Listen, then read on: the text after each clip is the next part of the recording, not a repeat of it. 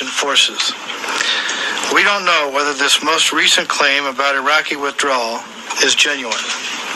We have no evidence to suggest the Iraqi army is withdrawing.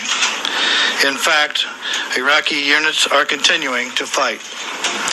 Moreover, we remember when Saddam Hussein's tanks pretended to surrender at Khafji, only to turn and fire.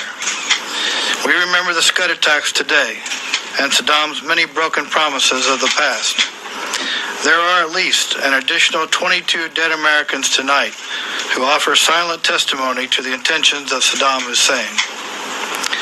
The statement out of Baghdad today says that Saddam Hussein's forces will fight their way out while retreating.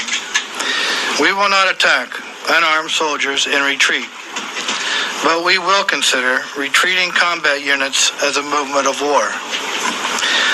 The only way Saddam Hussein can persuade the coalition of the seriousness of his intentions would be for him personally and publicly to agree to the terms of the proposal we issued on February 22. And because the announcement from Baghdad referred to the Soviet initiative, he must personally and publicly accept explicitly all relevant UN Security Council resolutions, including especially UN Security Council Resolution 662, which calls for Iraqi rescission of its purported annexation of Kuwait, and UN Security Council Resolution 674, which calls for Iraqi compensation to Kuwait and others. Helen? You would consider the 12 UN resolutions and your February 22 plan as two separate entities that both have to be accepted?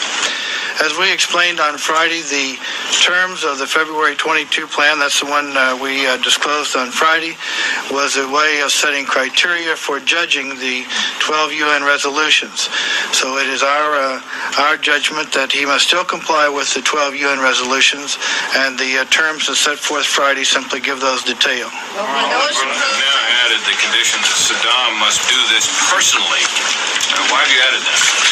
We have added this because of the nature of the Baghdad radio statement today, because of the many broken promises of Saddam Hussein, because he has not responded today concerning this withdrawal either directly to us or to the United Nations, and yet he tries or he purports to be interested in a withdrawal. And our attitude is, if that is the case, we ask him to be upfront publicly and let the whole world know exactly what his intentions are. The Iraq's UN ambassador accepts the resolution calling for withdrawal from Kuwait and announces an Iraqi withdrawal from Kuwait.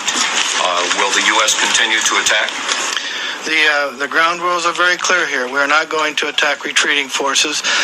They should lay down their arms and leave, and they wouldn't have to worry about that. But if they're moving as a combat units, they are still subject to the rules of war. Karen? Yes. Can you tell us whether there's been any sign of Iraqi troops withdrawing, either with their weapons or without them? We have no indication that there's any withdrawal taking place. John? Two things about this withdrawal. It sounds like, one, what you're concerned about is these people possibly taking their weapons back into Iraq and being a threat from Iraq. And two, how do some of these people retreat without their weapons? Some of these people would be in tanks. That's how they travel. Laying down their arms is simply, they simply walk out. The fact is the United States has enormous numbers of troops in that area. The coalition forces are spread throughout the country and throughout Kuwait, and we cannot sacrifice the